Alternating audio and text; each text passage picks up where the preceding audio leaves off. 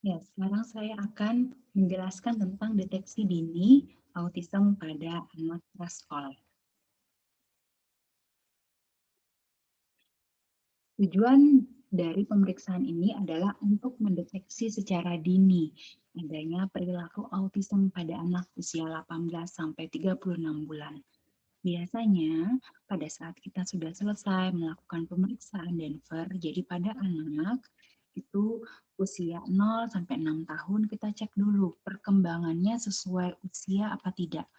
Jika perkembangannya tidak sesuai dengan usia sampai berkali-kali dan sudah distimulus juga dan tetap tidak sesuai dengan usia, kemudian ada tanda-tanda seperti keterlambatan bicara, kegagalan dalam interaksi sosial, kemudian ada masalah perilaku, maka ada baiknya anak segera dilakukan deteksi dini tentang ada tidaknya autism.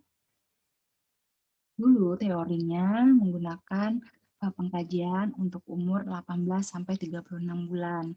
Untuk mahasiswa sekalian, sudah saya sharekan link untuk mendeteksi secara dini usia dari di bawah 8 bulan. Jadi 18 bulan, maaf. Jadi anak di bawah 18 bulan sudah bisa dideteksi anak ini mengalami autism atau tidak.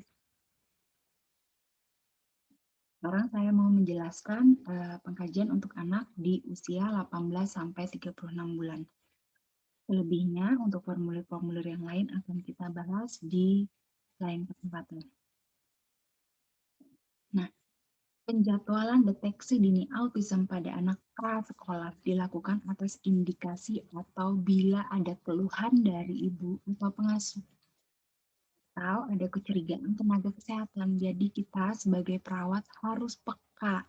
Jadi kalau misalnya ada anak-anak yang datang dengan imunisasi atau dengan pengecekan perkembangan atau dengan penyakit lain di luar dari penyakit perkembangan, tolong dilihat kira-kira ada tanda-tanda tidak. Kalau ada tanda-tanda, kita tidak boleh langsung menyatakan ibu kayaknya anak ibu autism deh. Tidak. Tapi ibu bagaimana kalau kita lakukan deteksi dini dulu. Semoga hasilnya baik gitu ya. Namun ya langkah baiknya kita lakukan deteksi dini seperti itu. Jadi yang bertugas adalah terus ibunya yang peka, pengasuhnya juga, kemudian tenaga kesehatan, kader kesehatan, PKB, petugas PAUD, pengolah TPA, dan guru dari TK itu sendiri.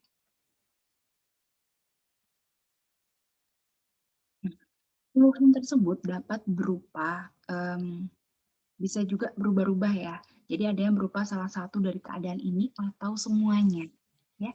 Jadi ada yang mengalami keterlambatan bicara, ada yang gangguan komunikasi atau interaksi sosial, ada juga yang mengalami gangguan perilaku. Jadi perilaku repetitif. Perilaku repetitif itu adalah perilaku yang misalnya membentur-benturkan kepala, tangan terus-menerus gitu ya, atau menggoyang-goyangkan mainannya misalkan, tapi mainan yang tidak wajar. Contohnya tasok atau gantungan pakaian digoyang-goyang terus tanpa henti sampai dia, kalau kita yang ngeliat itu merasa dia tuh lelah, tapi kalau dia tidak kita tegur, dia nggak akan menghentikan perilakunya. Atau suka dengan roda yang berputar terus menerus, gitu ya, perilaku repetitif. Keterlambatan bicara tuh seperti cuma bisa ngomong, ah, Jadi atau menginginkan sesuatu dengan cara menarik orang lain, menarik tangannya, dan kemudian menunjuk apa keinginannya seperti itu.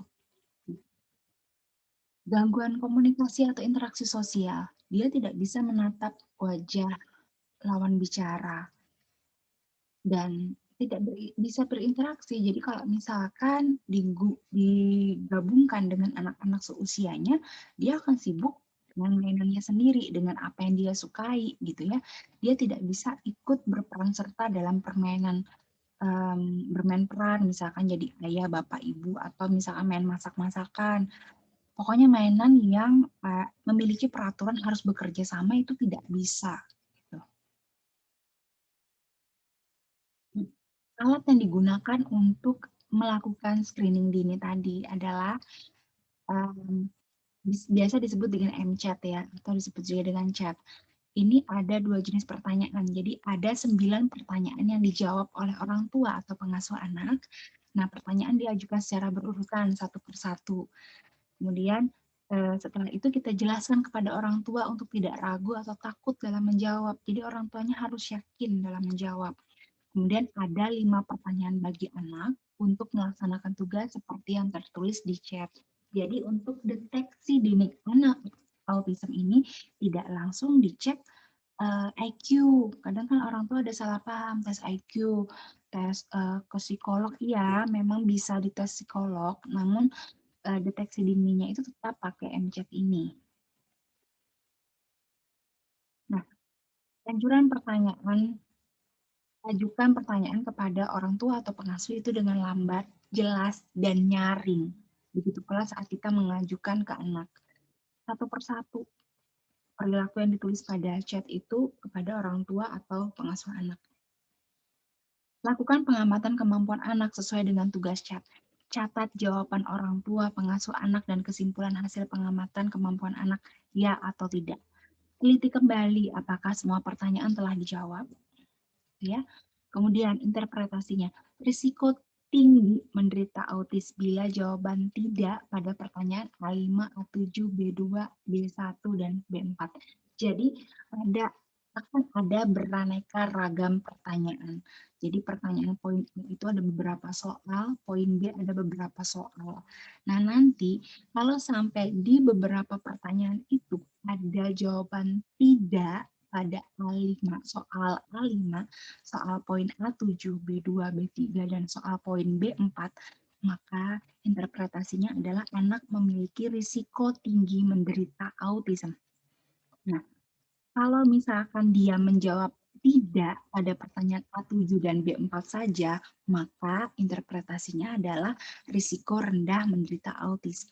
Jadi ini seperti mengisi kuesioner, penelitian kuantitatif. Jadi orang tua disuruh menjawab kuesioner, nanti kita interpretasikan seperti itu. Nah, kemungkinan gangguan perkembangan lain bila jawaban tidak, jumlahnya ada 3 atau lebih pada pertanyaan A1, A4, A6, A8, A9, B1, dan B5. Jadi, kemungkinan gangguan perkembangan lain ini nanti akan kita arahkan. Fokusnya kemana? Kalau misalkan lebih ke masalah gangguan bicara, nanti kita beri lagi lembar pengkajian gangguan bicara. Untuk tampilan lembar pengkajian gangguan bicara, linknya sudah saya share di WA group ya, di WA group kita. Nah, anak dalam batas normal bila tidak termasuk dalam kategori 1, 2, dan 3. Jadi, kalau misalkan saat menjawab pertanyaan, dia tidak ada menjawab tidak pada pertanyaan semua ini yang tertera di poin A, B, C ini, berarti anak normal.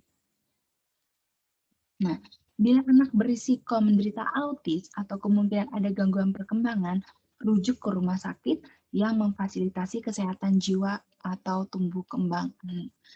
Dulu, anak autis itu memang difokuskan pada kesehatan jiwa, dokternya juga pakai psikiater. Sekarang, anak autis sudah ke dokter spesialis tumbuh kembang anak. Namun, tidak menutup kemungkinan jika memang anak harus konsultasi di kesehatan jiwa. Kenapa? Karena kebanyakan orang tua dan keluarga banyak menganggap anak autis tidak bisa merasa sedih, tidak bisa merasa marah, gitu ya. Dianggap mereka seperti orang yang ya tidak punya perasaan, jadi mau dicuekin atau bagaimana, ya biasa aja. Padahal mereka juga punya perasaan. Nah, rasa sakit hati, sedih, marah, itulah yang memperparah perilaku maladaptif anak ini. Jadi ada perilaku-perilaku agresif yang dilakukan oleh anak jika anak merasa kurang kasih sayang. Kenapa? Karena pada autis ini mereka mengalami gangguan pada neurotransmitter pada sel neuronnya.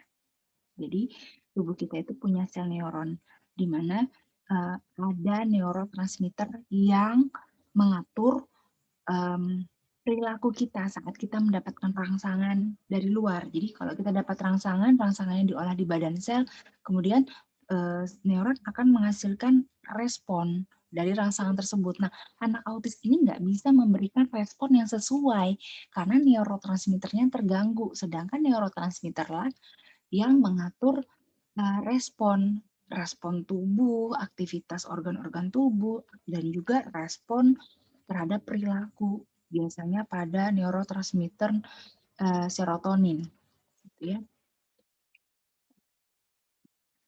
Ini contoh filenya, jadi seperti ini pertanyaannya, jika Anda menunjuk sesuatu di ruangan, apakah anak Anda melihatnya?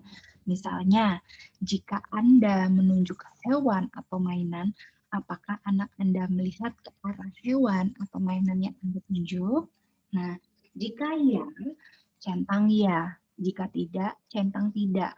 Begitu seterusnya dengan pertanyaan-pertanyaan lainnya. Ya, baru nanti kita skor total. Yang ya berapa, yang tidak berapa. Yang tidak itu nomor berapa aja.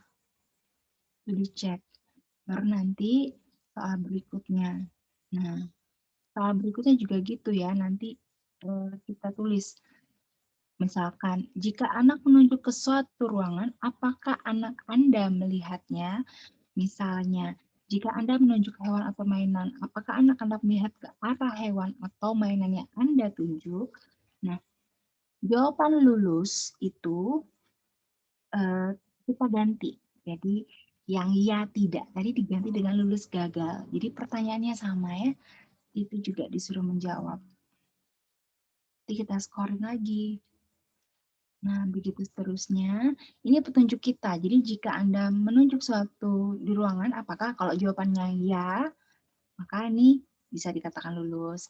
Kalau jawabannya tidak, ya berarti tidak. Dia masuk ke gagal gitu ya. Nanti kita tanyakan lagi, dia melihat objek enggak, menunjuk objek enggak, melihat dan berkomentar tidak. Kalau dia gagal, dia mengabaikan orang tua enggak, langsung cuek gitu aja. Atau melihat sekeliling ruangan, atau melihat jari orang tua gitu. Nanti begitu seterusnya, nanti pas panah ke bawah, mana nih yang ya. Nanti kalau dia iya yang ini, lulus, ya lulus. Kalau misalnya iya ini, nah nanti kemana? Kalau misalkan, ya hanya pada contoh, berarti ya dia gagal, ya udah stop sampai di sini. Begitu seterusnya, nanti ini akan berkelanjutan. Jadi orang tua hanya diminta untuk menjawab pertanyaan, dan kita langsung mengarahkan saja. Untuk link yang saya share itu lebih mudah, karena link yang saya share ke kalian itu tinggal diklik-klik jawaban, nanti hasilnya langsung muncul karena sudah dibuat dalam bentuk Google Form. Jadi tidak perlu dikerjakan secara manual oleh perawat. Jadi langsung saja orang tua diminta untuk menjawab, nanti hasilnya langsung dikeluarkan, dikirim via email. Kalau ini yang manual ya. Jadi setelah ini saya mohon mahasiswa membuat video penjelasan terkait pemeriksaan deteksi dini anak autism, terserah mau pakai contoh yang OnChat R ini atau mau pakai yang di link drive. Ya, sekian penjelasan dari saya. Terima kasih.